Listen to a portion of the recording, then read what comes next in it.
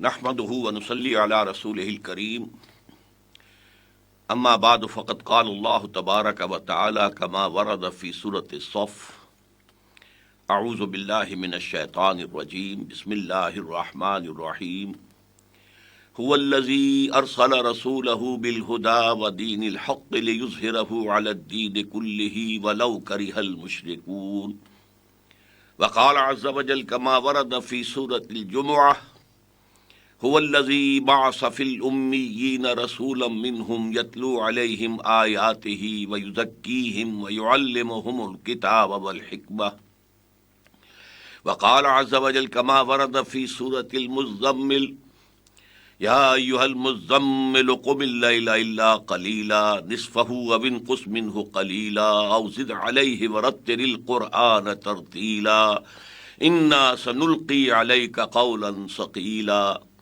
وقال جل وعلا كما ورد في نفس السورة إن ربك يعلم أنك تقوم أدنى من ثلثي الليل ونصفه وثلثه وطائفة من الذين معك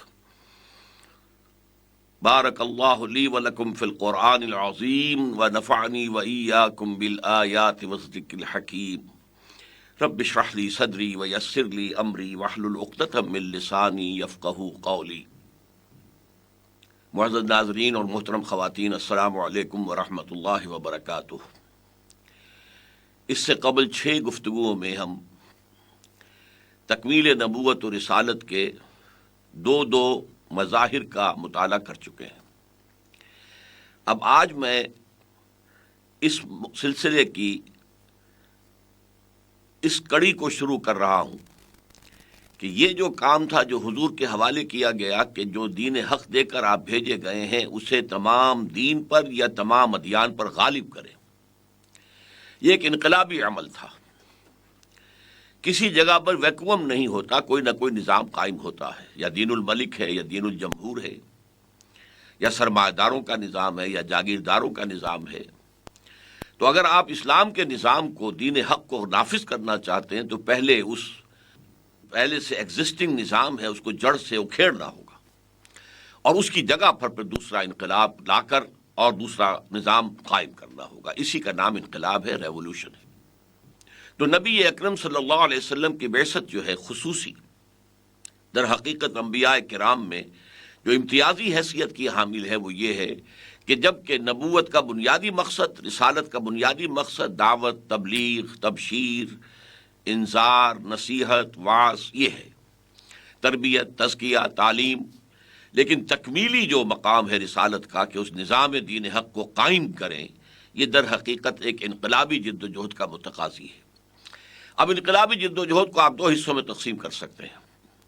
پہلے ایک ایسی جماعت تیار کی جائے، انقلابی جماعت، جس کے رگ و پے میں وہ نظریات جو ہیں جن پر کہ انقلاب مبنی ہوگا وہ سرایت کر جائیں، ریشے ریشے کے اندر وہ سرایت کر جائیں، اور انہیں پورا یقین ہو، کنوکشن ہو، پھر ڈیڈیکیشن ہو، فل کمٹمنٹ ہو کہ اس کے لیے انہیں تن من دھن سب نثار کر دینا ہے۔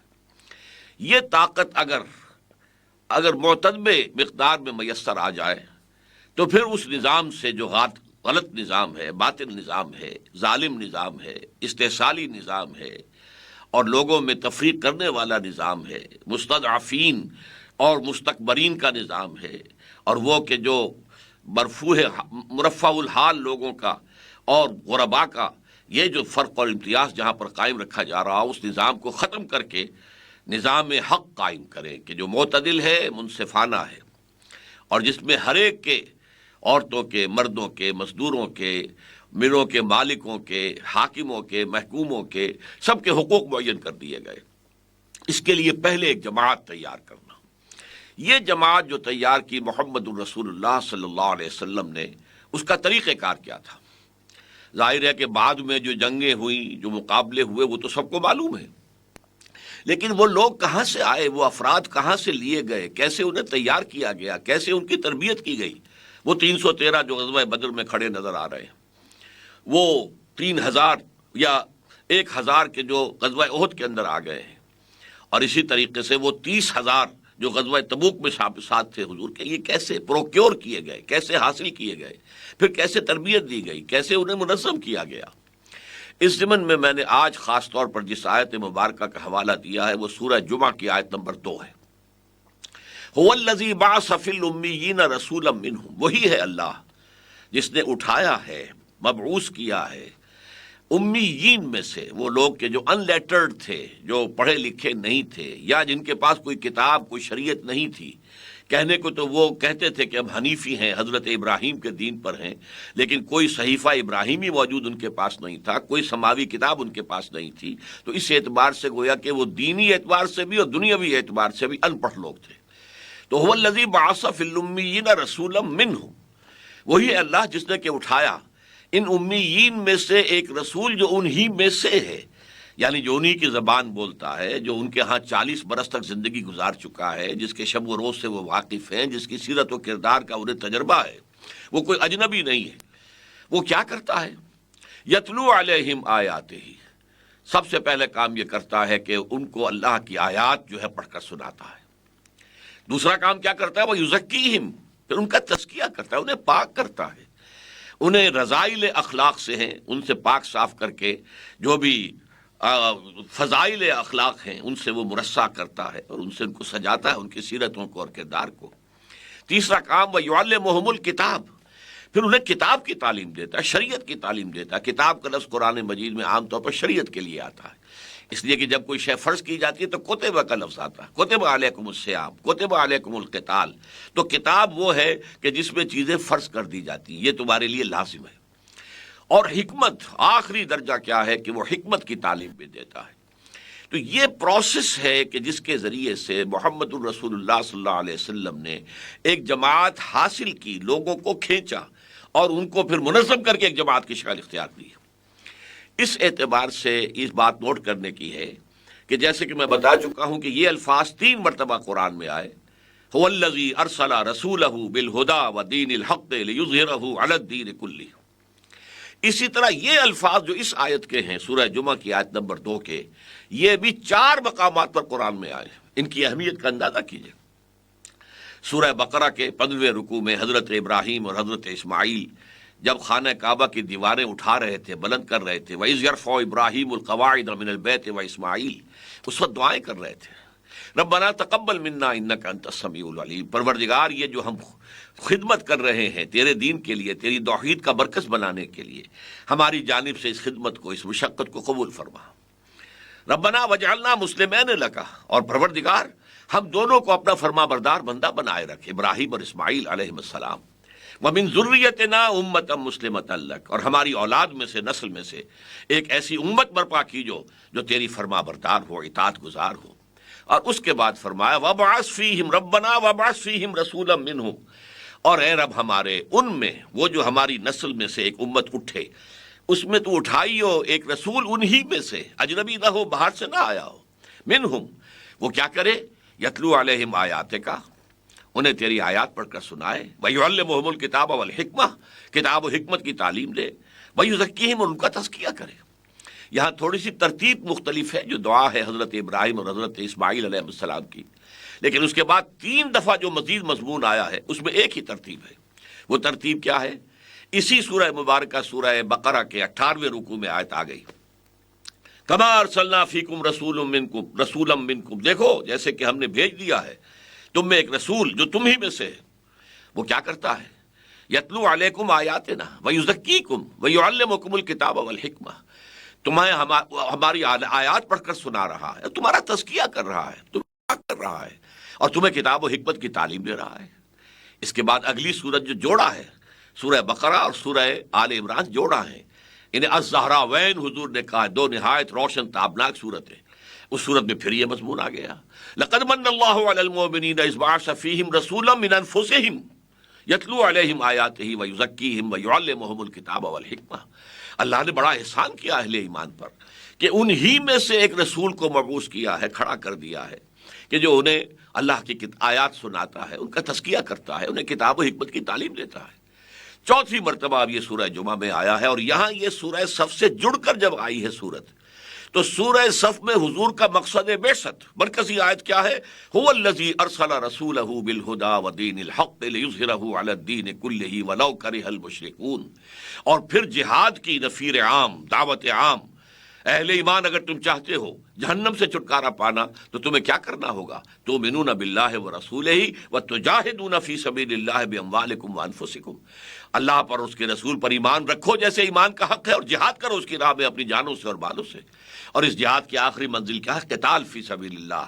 ان اللہ یحب الذین یقاتلون فی سبیلہ صفا کانہم بنیان مرصوص۔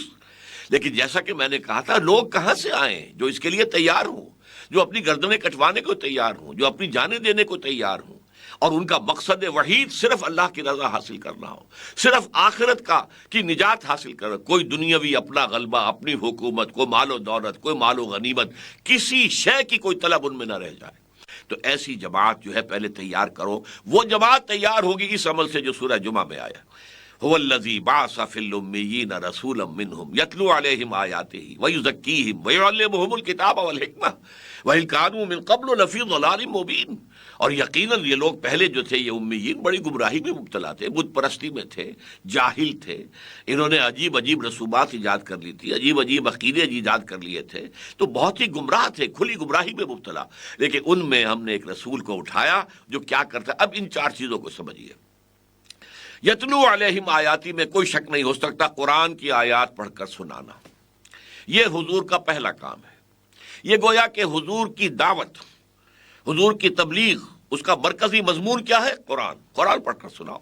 یتلو علیہم آیات، چاروں جگہ پر یتلو علیہم آیاتنا، یتلو علیہم آیات کا، یتلو علیہم آیات ہی، تلاوت کرتا ہے ان پر اللہ کی آیات۔ ان کا کیا عمل ہوتا ہے جب لوگ قرآن کی تلاوت سنتے تھے؟ اور ظاہر بات ہے کہ وہ عرب تھے اور قرآن عربی میں تھا، تو حضور صلی اللہ علیہ وسلم کی زبان مبارک سے جب قرآن ادا ہوتا تھا تو وہ لوگوں کے ذہنوں میں بھی پہنچتا تھا، وہ اس کو سمجھتے تھے، اور جو ان میں نیک نفس لوگ تھے، جن میں کچھ آدمیت اور انسانیت اور روحانیت کا کوئی تھوڑی سی رمق بھی تھی، وہ ان کے دلوں کے اندر وہ قرآن اتر جاتا تھا۔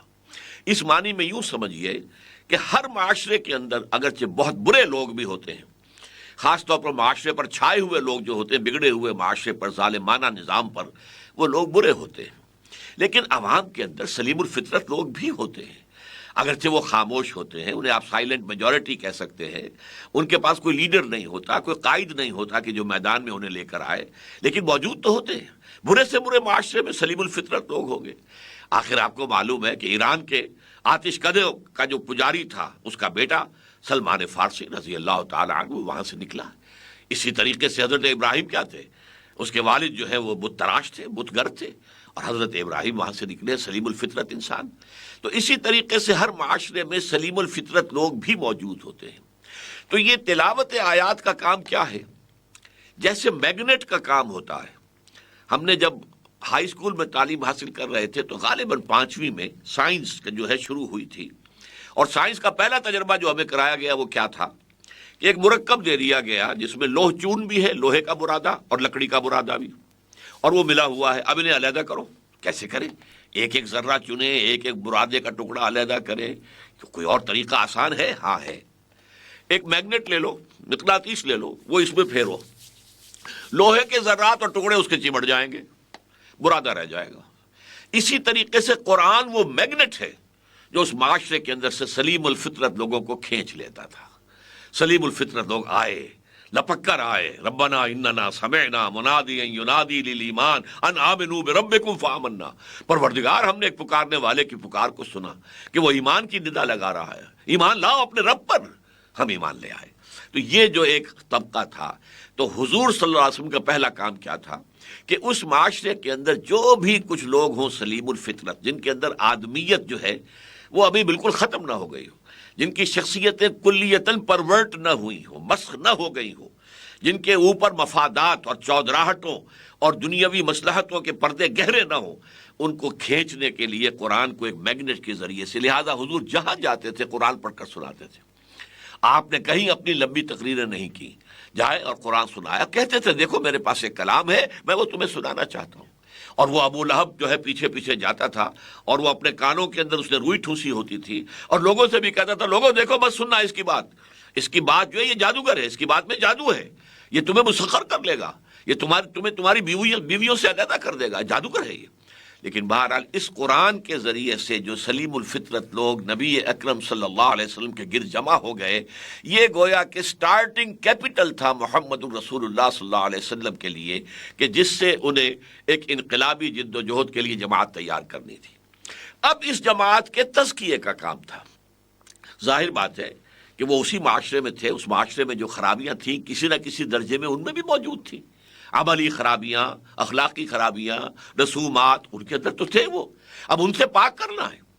ان کے سامنے پہلے یا اللہ کی محبت اور واحد اللہ کی توحید موجود نہیں تھی۔ اسی طریقے سے ان کے سامنے آخرت کا کوئی تصور نہیں تھا۔ یہ پتہ ہی نہیں تھا کہ ہمیں مرنے کے بعد جی اٹھنا ہے، اپنے رب کے حضور میں حاضر ہونا ہے۔ ان کے سامنے کوئی نبوت کا، رسالت کا، کتابوں کا کوئی تصور نہیں تھا۔ اب جب یہ چیزیں آئی ہیں تو اب ان کے ذریعے سے ان کا تذکرہ ہو رہا ہے، اس تزکیہ ہو رہا ہے۔ یوں سمجھیے کہ جیسے سونا ہے زمین سے نکلتا ہے تو وہ خالص نہیں ہوتا، اس کے ساتھ امپیورٹیز لگی ہوتی۔ سونے کی اور ہے، اس کو آپ صاف کریں گے سونا بن جائے گا۔ چاندی کی اور ہے، اسے صاف کریں گے چاندی بن جائے گی۔ لوہے کی اور ہے، اسے صاف کریں گے لوہا بن جائے گا۔ اس کو پھر آپ بہت سی قسموں کے سٹیلز کے اندر ڈال لیجئے۔ تو اسی طریقے سے حضور نے فرمایا الناس کالمعادن، لوگ بھی معدنیات کی طرح ہیں۔ خیرکم خیارکم فی الجاہلیت خیارکم فی الاسلام، تم میں جو لوگ جاہلیت کے دور میں یعنی مجھ پر نبوت کے ظہور سے قبل جو لوگ تھے اچھے تھے، وہی اسلام میں بھی آ کر اچھے ہوئے۔ وہ سونا تھا تو سونا بن گئے، لیکن اس سونے کے اندر ابھی امپیورٹیز ملی ہوئی تھی، آ کر میں نے تزکیہ کیا، انہیں پاک کر دیا، انہیں صاف کر دیا۔ اس تزکیے کا عمل کیا ہے اس کو بھی سمجھ لیجئے کہ اس کا بھی ہتھیار جو ہے قرآن ہے۔ قرآن کو اندر اتارو، اپنے وجود میں اتارو، اپنے فہم میں اتارو، اپنے فکر میں اتارو، اپنے قلب میں اتارو، اپنے دل کو منور کرو قرآن سے۔ تو اندر جب تمہارا منور ہو جائے گا قرآن کے ذریعے سے، تو جو تاریکیاں ہیں خود بخود چھٹ جائیں گی، جو گندگیاں ہیں تمہارے ساتھ لگی ہوئی آلودگیاں ہیں وہ ہٹ جائیں گی، دھل جائیں گی۔ جیسے آپ دیکھتے ہیں کہ پت جھڑ کے موسم میں درختوں کے پتے خود بخود جھڑ جاتے ہیں، اس کے لیے آپ کو کوئی محنت نہیں کرنی ہوتی۔ اسی طریقے سے جب اندر ایمان چلا جائے گا تو ایمان کے نتیجے میں اندر جو نور پیدا ہوگا، یہ نور ایمان جو ہے جو قلب میں ہوتا ہے، اس نور ایمان کا پھر پورے وجود کے اندر سرایت کر جانا ہوتا ہے۔ پھر جسے فرائڈ کہتا ہے اڈ اینڈ لبیڈو، اور اس کے اوپر ایگو، اور ایگو پر سپر ایگو۔ یہ قرآن جو ہے ایگو اور سپر ایگو کو ایکٹیویٹ کر دیتا ہے، اور یہ دونوں جو ہے یہ اڈ اور لبیڈو کو جو ہے دبا لیتے ہیں۔ تمہاری جو نفسانی تقاضے ہیں ان کو کنٹرول کرو، تمہارے جو اینیمل انسٹنکٹس ہیں انہیں کنٹرول میں رکھو، دولت کی محبت کو دلوں سے نکال دو، حب دنیا، حب جاہ، حب اقتدار، حب دولت، ان سب چیزوں سے اپنے آپ کو پاک کرو۔ جو بھی رذائل اخلاق اگر کوئی ہیں ان سے اپنے دامن کردار کو دھو ڈالو، اور اس کا سب سے بڑا ذریعہ قرآن حکیم ہے۔ اسی لیے سورہ یونس میں فرمایا یا ایھا الناس قد جاءتکم موعظۃ من ربکم وشفاء لما فی الصدور، اے لوگوں دیکھو اس قرآن کی شکل میں تمہارے پاس تمہارے رب کی طرف سے نصیحت اور موعظت بھی آ گئی ہے، اور شفا ہے جو تمہارے دلوں کے اندر جو روگ ہیں، بیماریاں ہیں۔ اس سے مراد انجائنا نہیں ہے، تھرومبوسس نہیں ہے، ہارٹ اٹیک والی بیماری نہیں۔ بیماری کیا ہے؟ تکبر، حسد، حب دنیا، حب مال، حب جاہ، یہ ساری چیزیں اصل بیماریاں ہیں۔ ان بیماریوں سے پاک کرتا ہے قرآن، اندر جاتا ہے۔ جیسے کہ اقبال نے کہا ہے چوں بجاں در رفت جہاں دیگر شود، جہاں چوں دیگر شد جہاں دیگر شود۔ یہ قرآن جب انسان کے اندر اتر جاتا ہے، سرایت کرتا ہے، تو انسان کے اندر کی شخصیت بدل جاتی ہے، تک اس کے اندر انقلاب آ جاتا ہے۔ یہ اندرونی انقلاب ہے جو پھر بیرونی انقلاب کا پیش خیمہ بنتا ہے۔ پھر عالمی انقلاب کی بنیاد بھی یہی ہے، وہ تبدیلی، وہ انقلاب جو انسان کے باطن میں آ جائے۔ اس کے لیے آپ دیکھیے شروع میں کس قدر سخت مشقت کرائی گئی ہے خود حضور سے اور صحابہ کرام سے۔ اس قرآن کو اپنے اندر اتاریے، hammer it down, hammer it down, hammer it down. آپ اور آپ کے صحابہ، فرمایا یا ایھا المزمل، اے کمبل میں لپٹ کر لیٹنے والے، قم اللیل الا قلیلا، رات بھر کھڑے رہا کرو سوائے اس کے کسی تھوڑے سے حصے کے، نصفہ، یا تو آدھی شب، اور وَانقُصْ مِنْهُ قَلِيلًا، یا اس میں سے کچھ کم کر لو تو تہائی رہ جائے گی، یا اس پر کچھ زیادہ کرو، 2/3 بناؤ، اور زد علیہ وَرَتِّلِ الْقُرْآنَ تَرْتِیلًا، قرآن کو ٹھہر ٹھہر کر پڑھتے رہو۔ اب آپ بتائیے اس وقت تک قرآن نازل کتنا ہوا تھا؟ ابھی تو ابتدا تھی نزول کی۔ گویا کہ وہی آیات پڑھتے رہو پڑھتے رہو پڑھتے رہو پڑھتے رہو، تکرار کرو، hammer it down hammer it down hammer it down. کیوں؟ انا سنلقی علیک قولا ثقیلا، اے نبی ہم آپ پر ایک بہت بھاری بات ڈالنے والے ہیں۔ وہ بھاری بات جو اگلی صورت میں سورہ مدثر میں آ گئی، یا ایھا المدثر قم فانذر وربک فکبر، اے لحاف میں لپٹ کر لیٹنے والے صلی اللہ علیہ وسلم، فدا ہو آباؤنا و امہاتنا، کھڑے ہو جائیے، کمر کس لیجئے، لوگوں کو خبردار کیجئے، لوگوں تمہیں مرنے کے بعد دوبارہ زندہ کیا جائے گا اور تم سے حساب لیا جائے گا دنیا کے اعمال کا، اور پھر نتیجہ ہوگا وَإِنَّهَا لَجَنَّةٌ أَبَدًا أَوْ لَنَارٌ أَبَدًا۔ اور وَرَبَّكَ فَكَبِّرْ، اپنے رب کی کبریائی کا اعلان کیجئے اور اپنے رب کی کبریائی کا نظام قائم کیجئے۔ یہ بڑا بھاری کام ہے، لِيُظْهِرَهُ عَلَى الدِّينِ كُلِّهِ، پورے دین پر، پورے نظام پر یا تمام نظاموں پر نظام دین حق کو غالب کر دینا۔ اس کے لیے یہ قرآن مجید کے ذریعے سے تمہارے اندر جیسے جیسے قرآن اترے گا، اسی طرح سے دماغ میں سے غلط تصورات نکل جائیں گے، غلط عقائد نکل جائیں گے، غلط نظریات و افکار نکل جائیں گے، اور اخلاق میں سے رذائل اخلاق جو ہے اس سے پاک ہو جاؤ گے۔ سینے کے اندر حب دنیا، حب دولت، حب جاہ، حب شہرت کوئی شے نہیں رہے گی، اور پھر گویا کہ تمہارا تزکیہ ہو جائے گا۔ چنانچہ اسی سورہ مزمل میں پھر دوسرے رکوع میں جو ایک ہی آیت پر مشتمل ہے وضاحت کر دی گئی، ان ربک یعلم انک تقوم ادنی من ثلثی اللیل ونصفہ وثلثہ وطائفۃ من الذین معک، اے نبی آپ کا رب خوب جانتا ہے کہ آپ اور آپ کے ساتھی کھڑے رہتے ہیں 2/3 شب یا نصف شب یا 1/3 شب، ہمارے علم میں ہے۔ یہ تھی وہ تربیت اور تزکیے کی شدید ترین مشقت آمیز جو ہے تلقین کی گئی ہے۔ اس کے بعد کچھ عرصے کے بعد جب نماز پنجگانہ فرض ہو گئی تو پھر یہ قیام اللیل کے اندر سہولت دے دی گئی۔ اب جو جتنا کھڑا ہو سکتا ہو، یہ نہیں کہ کم سے کم 1/3 شب ضرور کھڑا رہے، ورنہ آدھی شب، ورنہ اور 2/3 شب، بلکہ یہ ہے کہ اب آپ نماز قائم کریں۔ اقم الصلاۃ لدلوک الشمس الی غسق اللیل وقرآن الفجر ان قرآن الفجر کان مشہودا ومن اللیل فتہجد بہ نافلۃ لک۔ ایک تو نماز قائم کرو، سورج کے ذرا ڈھلنے سے شروع ہو کر رات کے تاریک ہونے تک، یہ پے بپے 4 نمازیں آ رہی ہیں، ظہر آ گئی، عصر آ گئی، مغرب آ گئی، عشاء آ گئی، اور پھر قرآن الفجر، خاص طور پر فجر کی نماز جو ہے اس میں طویل قرات ہو، قرآن پڑھا جائے طویل قرات کے ساتھ، اور اس کے بعد فرمایا رات کے ایک حصے میں بھی جاگا کرو اور تہجد پڑھو، لیکن اس قرآن کے ساتھ، وَمِنَ اللَّيْلِ فَتَہجد بِهِ، یہ نہیں کہ بس جلدی جلدی 8 رکعتیں پڑھ لی ہیں صرف قل هو اللہ کے ذریعے سے پھر بیٹھ کر تسبیح کر، نہیں، اصل میں تو یہ ہے زیادہ سے زیادہ قرآن یاد کرو اور زیادہ سے زیادہ قرآن پڑھو۔ حضور کا تو یہاں تک آتا ہے، حضرت عبداللہ ابن عباس غالباً فرماتے ہیں کہ ایک دفعہ مجھے شوق ہوا کہ میں حضور کے ساتھ جا کر رات کی جو نماز ہے اس میں شریک ہو جاؤں۔ چلے گئے، غالباً ان کی خالہ کا گھر تھا جس میں حضور اس وقت جو ہے شب باشی فرما رہے تھے۔ حضور رات کو کھڑے ہوئے، یہ بھی کھڑے ہو گئے۔ اب حضور نے سورہ فاتحہ کے بعد سورہ بقرہ پڑھی، اب یہ سوچ رہے ہیں کب رکوع کریں گے، پھر سورہ آل عمران پڑھی۔ انہوں نے یہ کہا کہ میرا جی بھی چاہا میں نماز توڑ کے چلا جاؤں۔ اس کے بعد آپ نے سورہ نساء پڑھی، یوں سمجھیے پوری جو ہے پہلی منزل حضور صلی اللہ علیہ وسلم نے 1 رکعت میں پڑھی ہے۔ تو اصل تو تہجد جو ہے وہ یہ ہے کہ نماز پڑھو قرآن کے ساتھ، زیادہ سے زیادہ قرآن پڑھو، یہ تمہارے اندر جائے گا اور تمہارے اندر کوئی گندگیاں ہیں داخلی اور خارجی، ان سب سے تمہیں پاک کر دے گا۔ تو یہ ہے پہلا مرحلہ اس انقلابی جماعت کے تیار کرنے کا جن کے رگ و پے میں ایمان سرایت کر گیا، اللہ پر یقین اور اللہ کی محبت، اللہ انہیں ہر دوسری شے سے، ہر شے سے محبوب تر ہو گیا۔ رسول صلی اللہ علیہ وسلم بھی تمام انسانوں سے بڑھ کر محبوب ہو گئے، اور ان کا مقصود صرف ایک رہا، اللہ کی رضا حاصل کرنا اور آخرت کے اندر جنت میں داخل ہونا اور عذاب سے، جہنم سے بچ جانا، اس کے سوا کچھ نہیں۔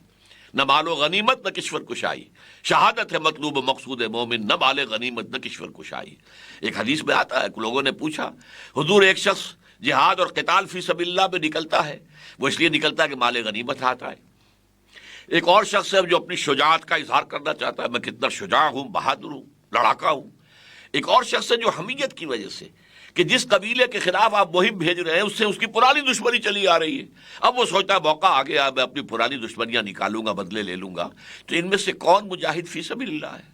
آپ نے فرمایا ان میں سے کوئی مجاہد فی سبیل اللہ نہیں۔ مجاہد فی سبیل اللہ صرف وہ ہے جو جنگ کرتا ہے صرف اس لیے لتکون کلمۃ اللہ ہی العلیٰ، تاکہ اللہ کا کلمہ سب سے اونچا ہو جائے، اللہ کی بات سب سے بلند ہو جائے۔ یہی ہے وَرَبَّكَ فَكَبِّرْ، اور یہی ہے لِيُظْهِرَهُ عَلَى الدِّينِ كُلِّهِ، دین حق کو پورے نظام کے اوپر غالب کر دینا۔ یہی ہے وَيَكُونَ الدِّينُ كُلُّهُ لِلَّهِ، دین پورا کا پورا اللہ کے تحت ہو جائے۔ تو اس جماعت کا، جسے آپ حزب اللہ کہیں گے، سورہ مائدہ میں اور سورہ مجادلہ میں اس جماعت کو کہا گیا حزب اللہ، اللہ کی پارٹی۔ اولئک حزب اللہ الا ان حزب اللہ هم المفلحون، یہ لوگ ہیں جن کے رگ و پے میں ایمان سرایت کیے ہوئے، یقین والا ایمان، جن کی سیرتیں اب بے داغ ہو گئی ہیں، دھل گئی ہیں، صاف ہو گئی ہیں، اور جو اگلا مرحلہ جو ہے اس کو انشاءاللہ تعالی اگلے خطاب میں بیان کروں گا، جو منظم ہو گئے ہیں، جو سم و طاعت کے خوگر ہو گئے، اور جو تن من دھن سب کچھ قربان کر دینے کے لیے تیار ہیں۔ اب یہ طاقت جب معتدب ہو جائے تو بقول علامہ اقبال، با نشہ درویشی در ساز و دمادم زن، پہلے تو ایسی جماعت بنانے کے لیے درویشی اختیار کرنی ہوگی۔ چون پختہ شوی، جب تیار ہو جاؤ، کافی تعداد میں لوگ ہیں، ڈسپلنڈ ہیں، ان کی نیتیں خالص ہو چکی ہے، انہوں نے اللہ کے دین کو اپنے اوپر قائم کیا ہے، پھر اس طاقت کو ٹکرا دو۔ چون پختہ شوی خود را بر سلطنت جم زن۔ تو یہ جو اگلے مراحل ہیں ان پر انشاءاللہ اگلی گفتگوؤں کے اندر کلام ہوگا۔ اقول قولی ھذا واستغفر اللہ لی ولکم ولسائر المسلمین والمسلمات۔